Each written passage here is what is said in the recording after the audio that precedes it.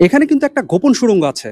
সবাই বলে এটার মধ্যে নাকি মানুষ একবার গেলে আর ফিরে আসে না। আজকে আমরা ঘুরে দেখাবো এই কেল্লার প্রত্যেকটা কোণ, জানাবো এর ইতিহাস এবং ঘুরে দেখাবো এর গভীর সৌন্দর্য। কারণ উপরের যে রোদের মতো লাইটের এখানে কিন্তু আলো পড়তেছিল। এখানে একটা সিঁড়ি আছে দোতলা যাওয়ার জন্য। এই অসমাপ্ত মুঘল দুর্গে আছে গল্প, রাজকীয় ঐতিহ্য, রহস্য এবং এক অপূর্ব সৌন্দর্য।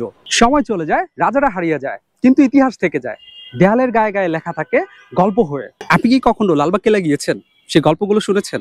শুনুন, হয়তোবা আপনিও ইতিহাসের এক টুকরো হয়ে উঠবেন। আজকে আমরা দাঁড়িয়ে আছি ঢাকার হৃদয়ে বুড়িগঙ্গা নদীর তীরে, যেখানে 400 বছরের ইতিহাস নিঃশ্বাস নিচ্ছে। সেটাই হচ্ছে লালবাগ কেল্লা। আজকে আমরা ঘুরে দেখাবো এই কেল্লার প্রত্যেকটা কোণ, জানাবো এর ইতিহাস এবং ঘুরে দেখাবো এর গভীর সৌন্দর্য। এখানে কিন্তু একটা গোপন সুড়ঙ্গ আছে। সবাই বলে এটার মধ্যে নাকি মানুষ একবার গেলে আর ফিরে আসে না। যখন থেকে এই লালবাগ কেল্লা সবার জন্য উন্মুক্ত করা হয়, তখন থেকে এই সুড়ঙ্গটা সবার কাছে খুবই রহস্যময় এবং আকর্ষণীয় হয়ে আছে। একবার নাকি কিছু বিদেশিরা এই সুড়ঙ্গটার মধ্যে 2টা কুকুর পাঠাইছিল। কুকুর 2টা নাকি আর ফেরত আসে নাই। তখন থেকেই কিন্তু এই রহস্যটা সৃষ্টি হয়েছে। এই সুড়ঙ্গতে একবার যদি কেউ যায় আর নাকি কখনোই ফিরে আসে না। স্থাপত্যবিদ যারা আছে তারা অনেকেই মনে করে এই সুড়ঙ্গ নাকি টঙ্গী ও বুড়িগঙ্গা নদীর সাথে যুক্ত হয়েছিল। লালবাগ কেল্লার সুড়ঙ্গের পথেই কিন্তু আপনারা একটি গেটে তালা মারা পাবেন।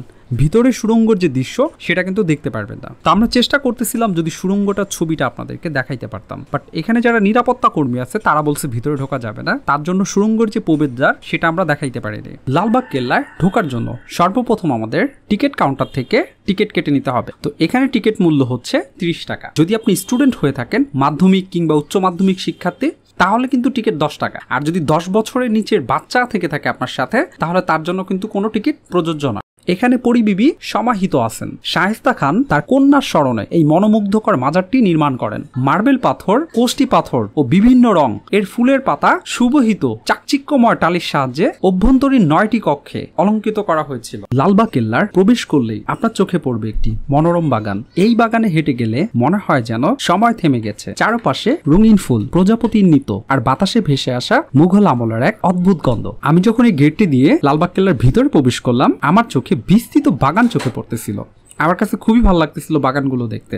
এখানে কিন্তু বিভিন্ন ধরনের ফুলের গাছ এবং বিভিন্ন ধরনের শোভাবর্ধনকারী গাছগুলো দেখা যাচ্ছিল। এখানে ছোট ছোট কয়েকটা রুম আছে, অনেকে এখানে ছবি তুলতেছিল। তো এখানে ছোট ছোট যে রুমগুলো দেখতে খুবই সুন্দর লাগতেছিল, কারণ উপরের যে রোদের মতো লাইটের এখানে কিন্তু আলো পড়তেছিল। এখানে একটা সিঁড়ি আছে দোতলা যাওয়ার জন্য, বাট এটা এখন অফ আছে, সিঁড়ি দিয়ে এখন উপরে ওঠা যায় না। লালবাগ কেল্লা, যার পুরনো নাম হচ্ছে কেওলা আওরঙ্গাবাদ, 1678 সালে নির্মাণ কাজ শুরু করা হয়। মুঘল সম্রাট আওরঙ্গজেবের 3য় পুত্র শাহজাদা মুহাম্মদ আজম শাহ এটা নির্মাণ কাজ শুরু করেন। তিনি ছিলেন বাংলার সুবেদার, কিন্তু মাত্র 15 মাস পর মারাঠা বিদ্রোহ দমনের জন্য তাকে দিল্লি ফেরত যেতে হয়েছিল।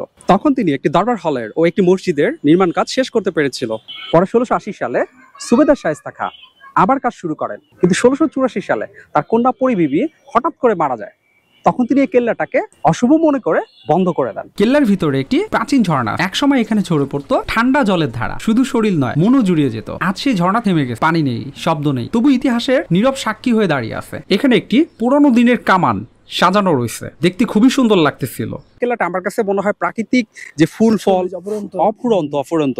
তো আমরা একটু দুপুর টাইমে আসছি, তার জন্য হয়তো বা একটু আমাদের রোডটা একটু বেশি লাগতেছে, বাট তারপরেও কিন্তু মানে এটার যে ঘোরার যে একটা আনন্দ, সেই আনন্দটা আমাদের সেই দুঃখটা কষ্টটা, এই যে রোদের যে একটা কষ্ট, সেটা কিন্তু আমরা ভুলে যাচ্ছি। এটা হচ্ছে 3 গম্বুজ জালা দুর্গ মসজিদ। 1678 সাল থেকে 1679 খ্রিস্টাব্দে এই মসজিদটা নির্মাণ করা হয়েছিল। মুঘল আমলে যে ধরনের মসজিদ ডিজাইন করা হতো, এই মসজিদটা কিন্তু তার একটা আদর্শ উদাহরণ। বর্তমানে সবার নামাজের জন্য এটা ব্যবহার করা হয়। কেউ যদি এই লালবাগ কেল্লা ভ্রমণ করতে এসে নামাজ পড়তে চান, তাহলে কিন্তু আপনারা কেল্লার ভিতরে টিকিট কেটে ঢোকার পর ওখানে নামাজের স্থানে যেতে পারবেন না।